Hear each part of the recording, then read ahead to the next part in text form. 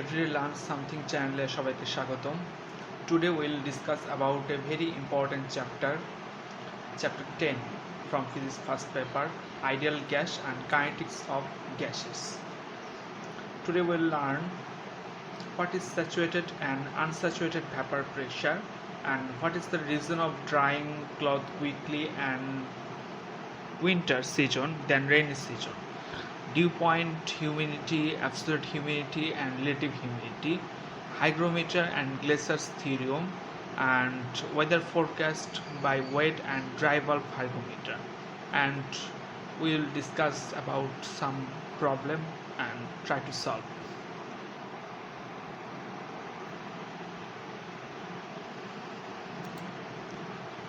Okay, first হচ্ছে saturated vapor pressure and unsaturated vapor pressure. What is saturated vapor pressure?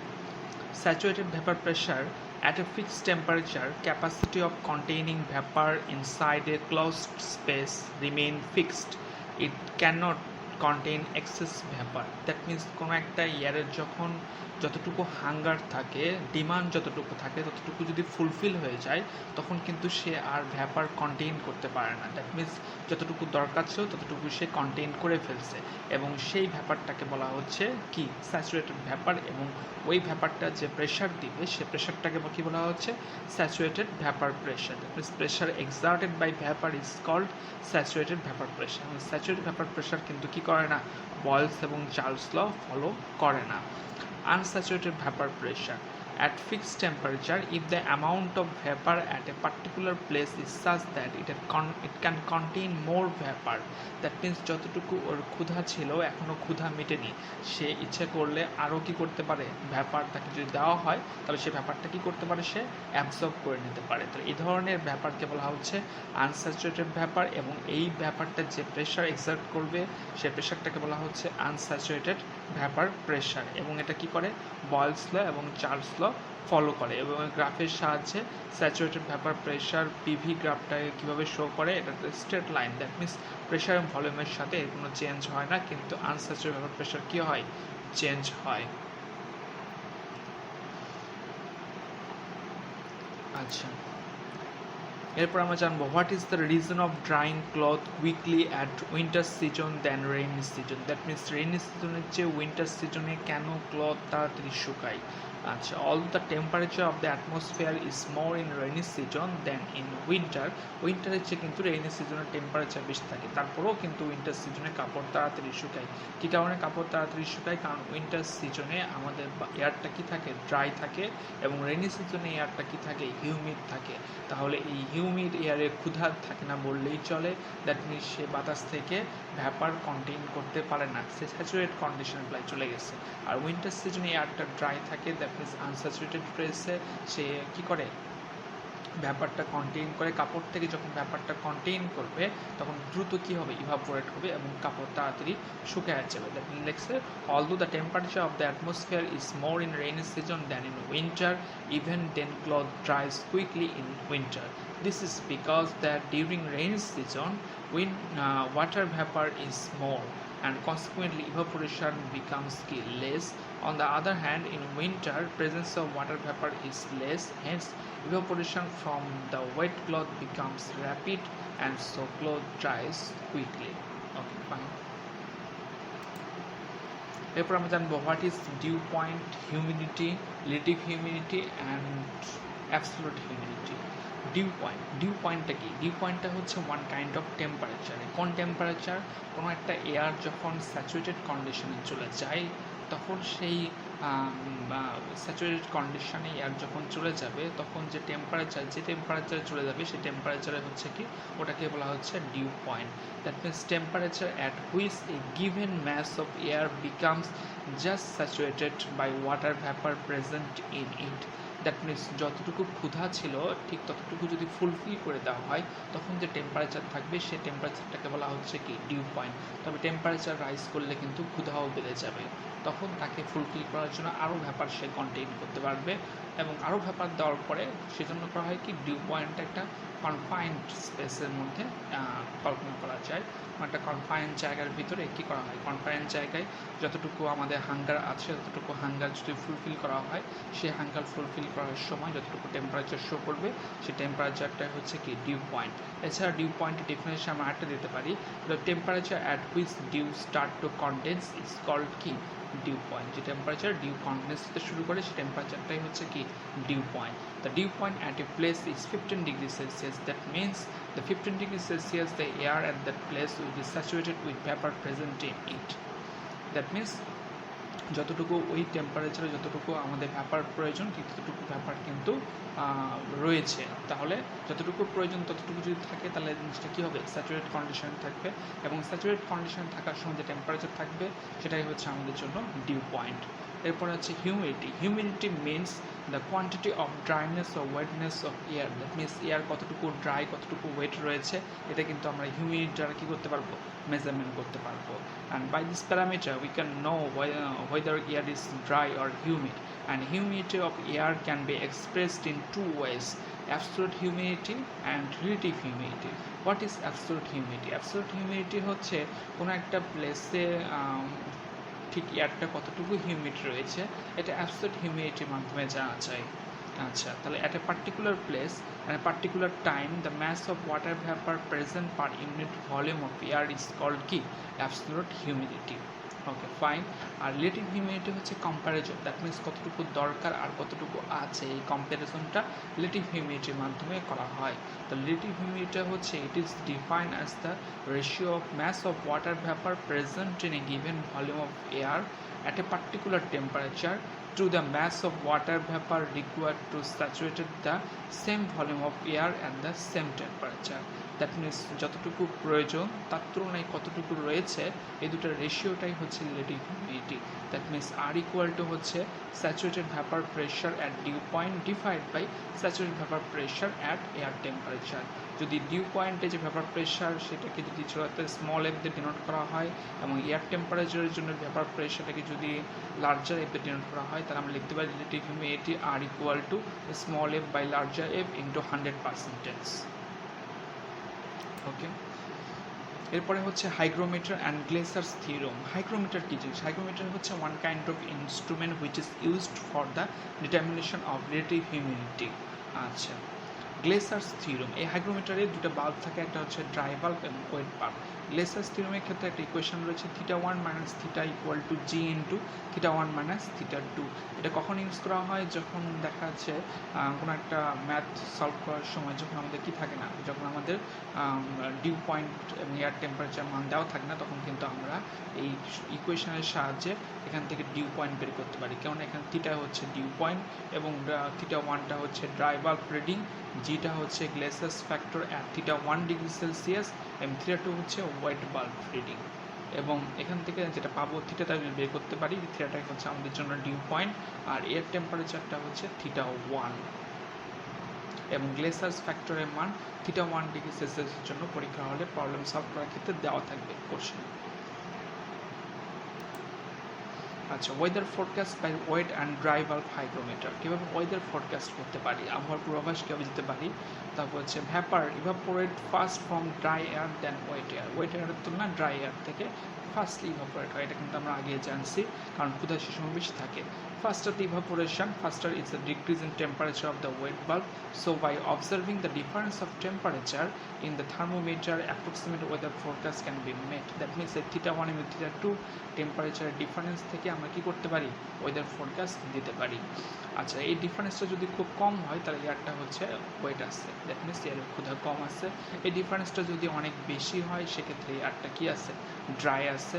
এবং if the difference continues to decrease very slowly, খুব slowly যদি decrease হতে শুরু করে সেক্ষেত্রে there is a possibility of rain, বৃষ্টি হওয়ার সম্ভাবনা রয়েছে।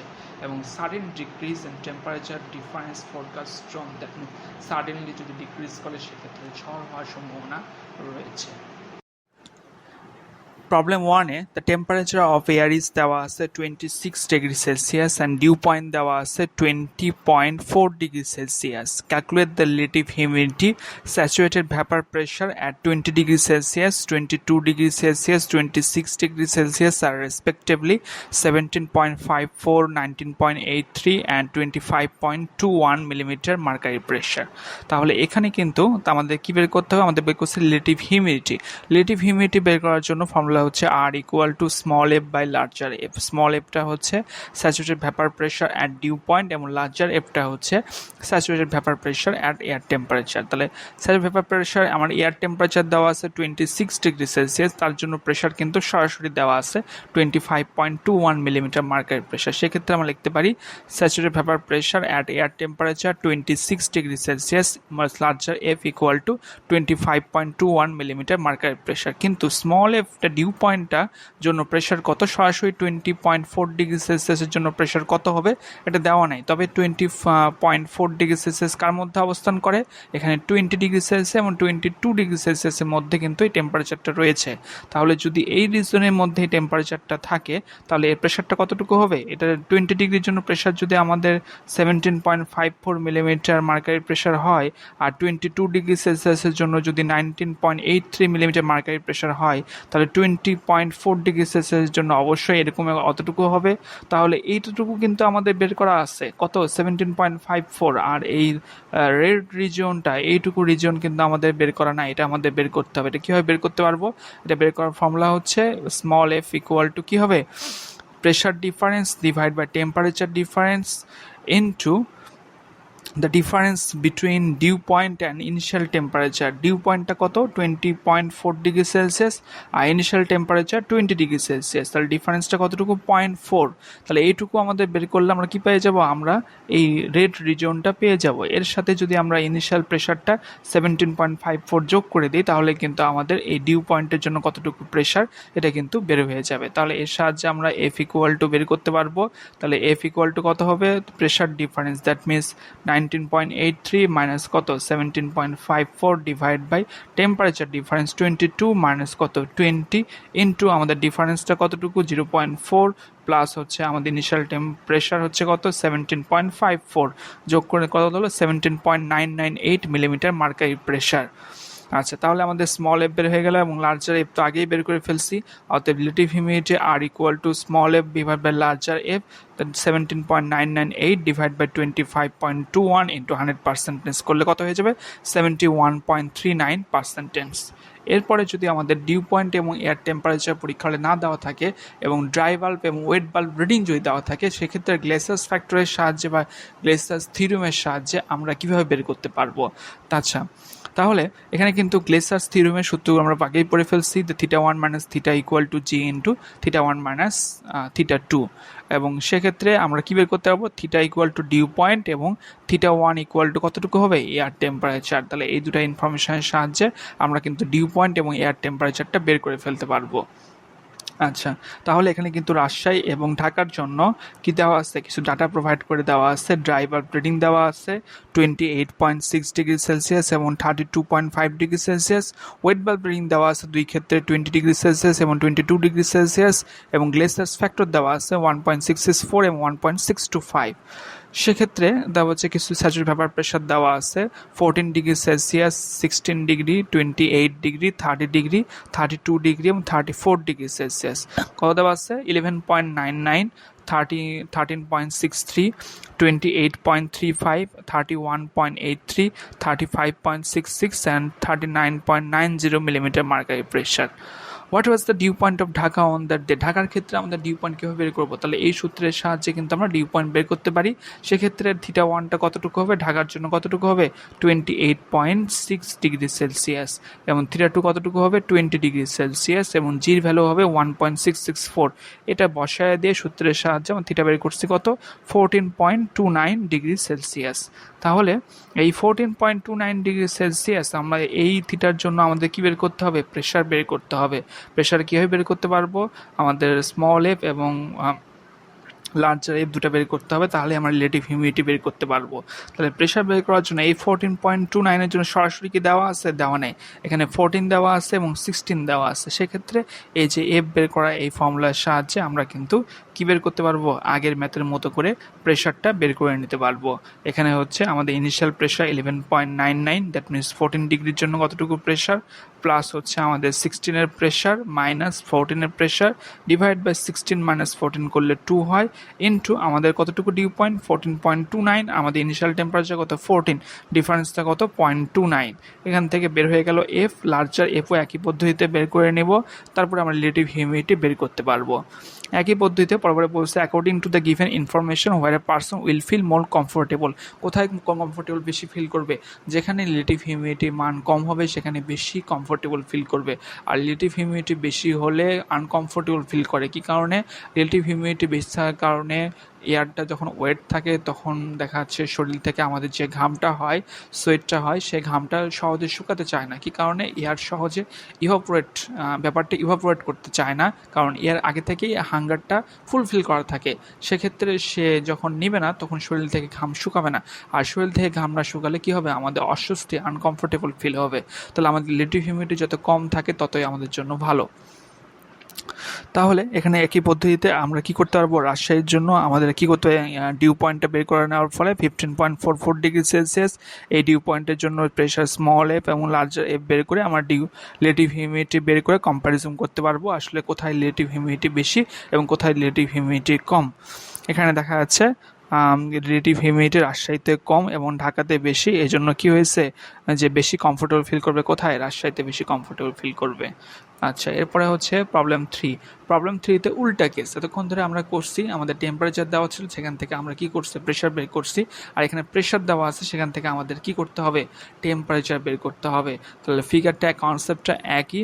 এখানে বলা আছে আগে আমাদের টেম্পারেচার ছিল 15 ডিগ্রি সেলসিয়াস, কিছুক্ষণ পরে ডিউ পয়েন্টটা ছিল 8 ডিগ্রি সেলসিয়াস এবং temperature reduce to 10 degree Celsius. 10 ডিগ্রিতে যখন নিয়ে আসা হয়েছে 15 ডিগ্রি থেকে, সেক্ষেত্রে আমাদের ডিউ পয়েন্টটা 8 ডিগ্রি থেকে চেঞ্জ হয়ে কতটুকু হবে।